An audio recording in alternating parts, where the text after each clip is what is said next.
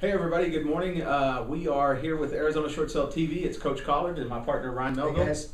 And we just wanted to visit with you, talk to you a little bit about things we're covering today. Ryan, we're covering the financial package. And what else? Just the whole submission process to the lender and some of the issues that come up and Right on. stuff with that. For you guys, the homeowner, we're really looking to help y'all understand the entire process. And most people don't understand why we do a financial package and what it entails. So Sure. You want to lead into it a little bit, or you want? Yeah, no, it's the financial package is something that once you engage our team to enter into a short, so we're going to send you a PDF. Yep. Right. With that, it's going to be probably, I think it's about 16 pages. One of them's a financial statement, just a real basic what comes in and what's going out on a monthly basis. We simplify it to a budget letter or a Just budget statement. Real easy. I mean, you just basically write it down on a piece of paper and we'll be good with that. Another one is the loan mod waiver. Yep. And what is that used for?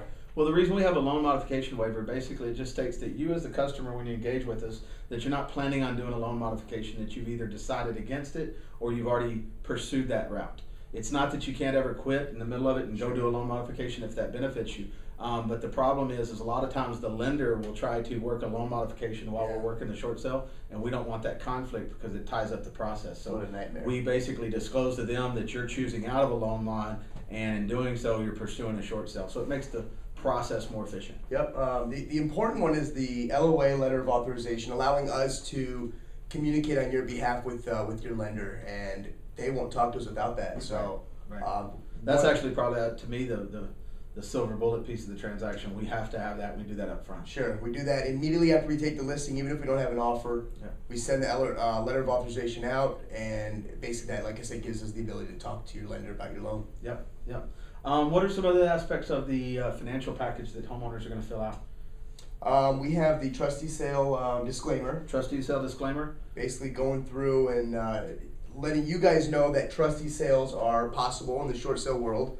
That each short sale is not 100%, although we would love to believe that they are. But yeah, I mean, it comes down to this, Mr. and Mrs. Homeowner out there, when we're talking to you guys a lot of times, y'all hear us say that we're not attorneys and CPAs, but for some reason it kind of just goes over here because you're dealing with other stuff. So really what it is a paper version disclosure of CYA for us and CYA for you, to let everybody know that we're real estate professionals, but we're not real estate attorneys or real estate CPAs. So you have to get tax liability conversations and deficiencies covered with a CPA or a tax accountant, and then financial deficiencies or liability conversations handled with a real estate attorney. And we have those. We have and we have recommendations and referrals. Absolutely. Yeah, that you can go and talk to them. Some of them even offer free consultations. Yep, and I mean that's just part of our service that we covered up front to set up for you guys, so that you're not, incurring an extra expense. Or surprised at the end. I mean, that's the biggest thing is we just want to cover everything up front. That way, when it comes time for us to close or we get that short sale approval,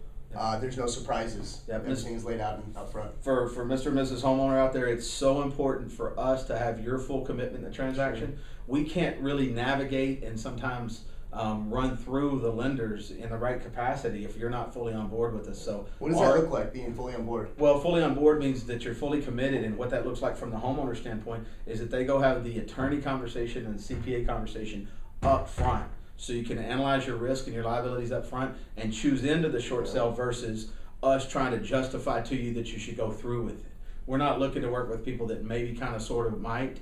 We're looking for somebody that's completely committed and says, yeah, I'm in, let's finish the transaction. We don't want you dealing with financial uncertainties in the middle of trying to close a short sale. Yeah, that doesn't work. No, get it all done up front so we can all be working together. Definitely. So, see, there's other portions. Basically, let's go into this part. There's a part around the actual financial package itself, what we used to call the dequalification package. And in dequalifying for a loan, it's just like qualifying, it's just going the backwards way. So tax returns, pay stubs, bank statements, all that stuff's involved. And what we've seen is the process with the lenders has evolved as well. So we actually even have a disclosure for some people that are self-employed or don't have pay stubs or may not have bank statements or anything like that. So it allows them to disclose that, hey, I wish I could provide this, but I don't actually have those anymore. Yeah. And it's meeting the documentation requirement, auditing purposes for the lender. Because so if we don't have it in our package, they're going to wonder why aren't we sending over tax returns? Why aren't we sending over this or that? And we disclose it right up front that the client doesn't have them. Right, because it's not about having them or not having them. It's about documenting the existence or not the existence of them. So the fact that they don't exist We document that. We meet the requirements for the file. And you've had some. I've had actually a lot of banks, yeah. Come back and comment on using this document. They said, we wish more people would use that. Yeah. And, I mean, I understand and agree with it. Sure. Yeah, it's a cool document. So, Mr. and Mrs. Homeowner out there, we're talking to you guys. Is there something else you'd like to know about in the process? Actually, we just kind of cut it short before we go into questions for them. What are some of the things that we deal with internally once we get the financial package and the listing, and getting it to the lender and getting it verified? Like, what do we run into, Ryan? Basically, them saying they didn't receive it. Right. It just happened to me yesterday. Right. Got on the phone with one of the lenders, and she said in the system it's showing that there are no files in there. And luckily, we use a good contact management system where I was able to go in and show her that actually last week at this time on this date I sent it out, and I called back and it was received by so and so. And guess what? They found it. She suddenly goes, "Oh, here it is." Yeah, it was in the wrong place. It's almost like it feels really weird, folks. And if y'all are listening to this out there, you're gonna go, that sounds strange. It's almost like they're intentionally not finding it until we prove to them. Hoping we go away. Yeah, almost like it's a standard no, so we'll go away. Almost like an insurance claim that you're gonna get denied the first time or something. So we've put in the mechanisms and little things in our business technology systems that allow us to be 100% automated, 100% mobile, and 100% paperless all the time. So literally every conversation we have with the lender is recorded, all the details recorded, phone numbers, extensions, cities that people are in. Faxes that go out, we get confirmation back by email that they were received. Exactly the number of faxes, at what time it was received, did it send multiple times and fail the first 2 times? Everything, we track it down to the T so that literally nobody can wiggle with us. And I want to use this example Ryan was just talking about it. You literally called her and said, hey, and you spent like 30 seconds telling her who you are, verifying who you were, that we're in the system. And then you said, yeah, we sent this package in, want to confirm it's received. First you wanted to know that they didn't have the letter of authorization. That wasn't even on file. Got it. And I was able to go back, and this is the 3rd time that, I'm not going to mention the lender, but 3rd time that they said that they have not received the LOA. Oh, mention the lender. CCO. Okay. It was CCO. They didn't have letter of authorization on file. Easily went back into our system, pulled it up, and told them that it was sent over and received at this time by so and so, and that was it. Went on to the next one. The next one was, we don't have the full package. Turned out that they wanted us to have tax return signed. Just little things that not all the lenders are doing. They just kind of throwing in their own rules, and hoping that maybe we won't have the tax return signed, or for some reason they can move us to the back of the list. I really think they're just looking to hold up the process so they don't have to work. And it's easy to say no. Yeah, so I know easy. that sounds bad, and you as a homeowner sitting there looking at us going, these guys are crazy. No, guys, really, literally, it sounds like we call the bank and we say, hey, we sent over our information. And for the first 2 minutes of the conversation, they look through their system and they're hitting buttons. You can hear them hitting buttons and going, let me check another system.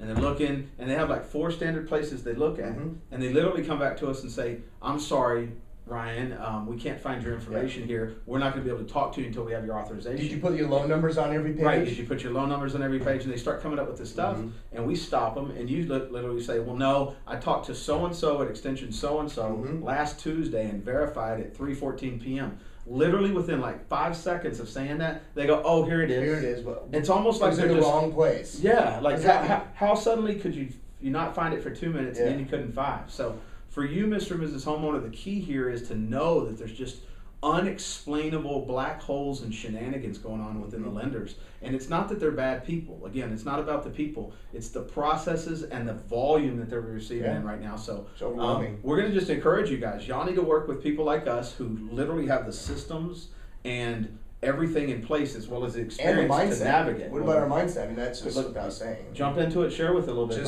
We call it what kind of mindset? The Outback mindset. The Outback mindset. Yeah, and it's solutions at all costs, folks. And it's so easy for me to just take no as an answer, hang up the phone, and document the system. They didn't have the LOA, let's resend it. But how's that going to benefit our client? It's not. It's not. So we have to not only have the system that's better, but we have to be willing to push that on people. It's almost imposing our will on the lender, rather than their processes just hanging us up. Yeah. Right. And so the Outback mindset says we're going to take authority in the transaction. We're going to never take no for an answer. We're still going to treat people like people. Sure. We're going to be not, Yeah, we run a respectable business. Absolutely, be congenial to them. Yeah. But we're also going to understand that the banks are not in real estate. They don't know lending. They certainly don't know appraising. No. They don't know the real estate market in Arizona better than I do, better than you do. And they actually have no clue. Yeah. And we're going to be confident when we submit an offer that we know that's a good, strong offer, that we've evaluated it, that we have a pricing history, we have a showing history, we have everything in place so that the transaction is tight. Now, with all those tight systems we have, we still run into delays.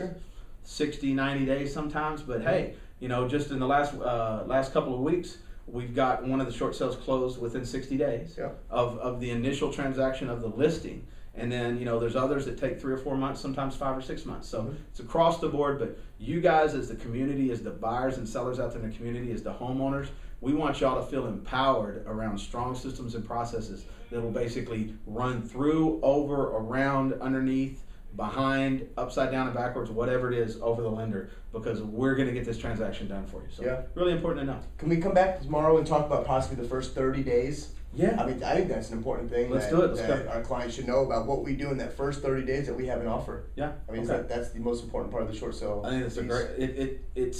It significantly speeds up the process.